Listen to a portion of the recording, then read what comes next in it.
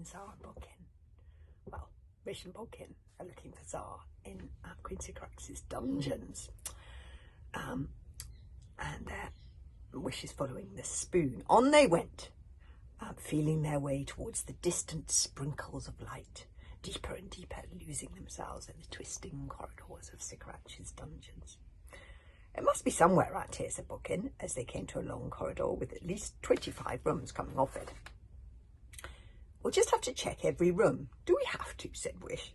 It's all very well for you. It's not your mother, but I feel really weird finding things out about my mother that I really do not want to know. Reluctantly, Wish took out the key and unlocked the nearest door, which swung open with an ominous creak.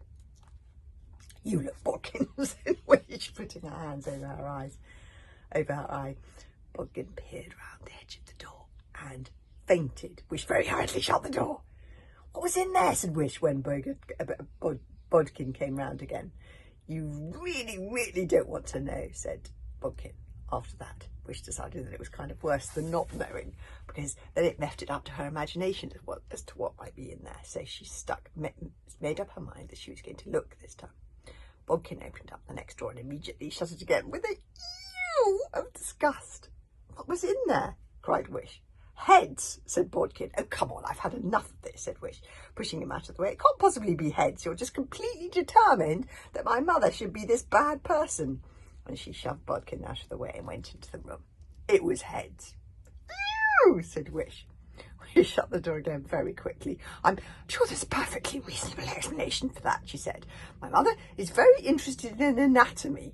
Really? Said Bodkin sceptically. Other rooms contained less gruesome things. A whole collection of spelling books, for example. A library with everything carefully lined up in rows and labelled, for Sycorax was a very neat person.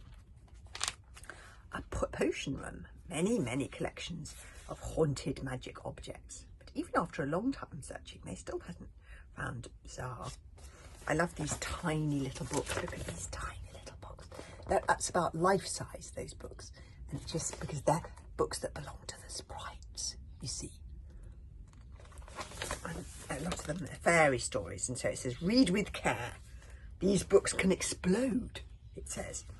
Key and get. That's why some of them are sort of wrapped up. Key in case of emergencies. Read with fairy stories with care.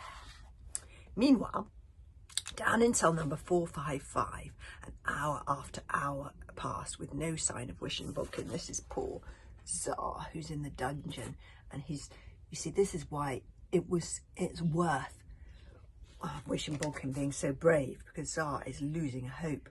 Zara's spirits were sinking, and he was very close to despair. Of course, Sycorax's dungeons were designed with spirit sinking in mind. That's part of the point of a dungeon, isn't? After all, you don't design them to be cheerful, airy spaces with a nice view and comfy seating. Every now and then during the day, Sycorax would visit and ask whether he had changed his mind about telling her where the sword was, and the sprites and Zara got the opportunity to shout and hiss rude remarks about her nose, and that cheered them all up for a bit. But then Sycorax went away again, and the dank and miserable dark prison air would sink into their bones, and the song of lost magic would depress them even further. She's not coming that way, shh, hissed Siptivan Storm, whose light was fading fast. Stupid warrior of a girl. Why would you trust her? She took the sword. She warned me about the love level eyes potion, said Zara moodily, for he was worrying about the same thing himself. They're too stupid to follow the sprite dust. They're too cowardly to come here anyway. They hate you. They won't be able to unlock the door. The miserable sprites kept up a steady flow of discouraging comments, for they were desperately unhappy. You've kidnapped them. You stole their sword. You tricked them, said Ariel. Why would they risk their lives for you, the enemy, the turnips in tin cans? Ariel has got a point, said Caliban gloomily.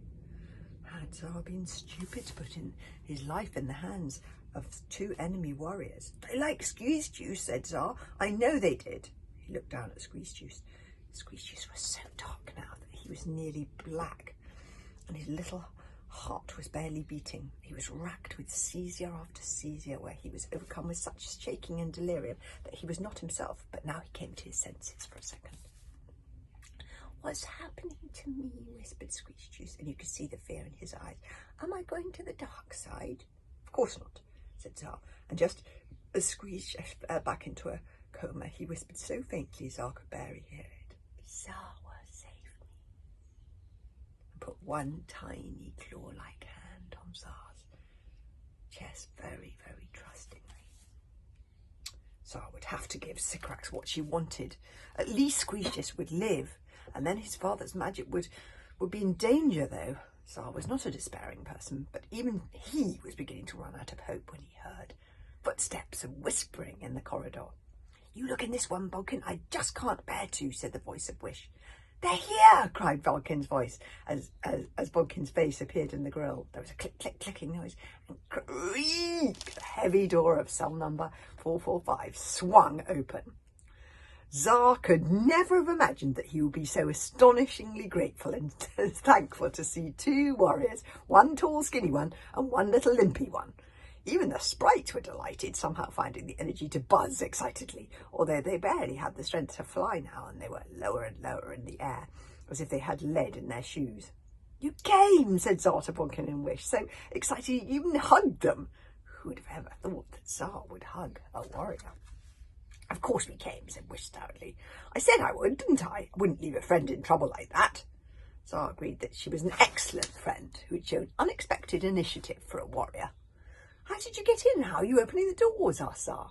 Vulcan gave the sentry a sleeping draught, said Wish, and my mother dropped her key to the dungeons. How is Squeeze Juice? She could see the little sprite shaking inside Tsar's waistcoat. He's not doing well, I'm afraid, said Tsar, as Wish unchained the snowcats with Queen Sycorax's key, and the snowcats burst out excitedly. We need to get him to the stone as fast as we can. But just as they were preparing to leave, Bumbleboozle zoomed like a little speedy midge-streak of lightning through the grill of the door in a state of the greatest alarm. She was thoroughly out of breath, for she had flown all the way from where she had been on lookout up at the entrance to the dungeon. Wait, Sycorax, she squeaked. She's coming! That little Bumbleboozle. Shrieking now, you see, Bumbleboozle's been really brave, too, because she didn't want to go into the dungeons at all. Next chapter is called Chapter 16, a really bad moment for Queen Sycorax to turn up. We'll have to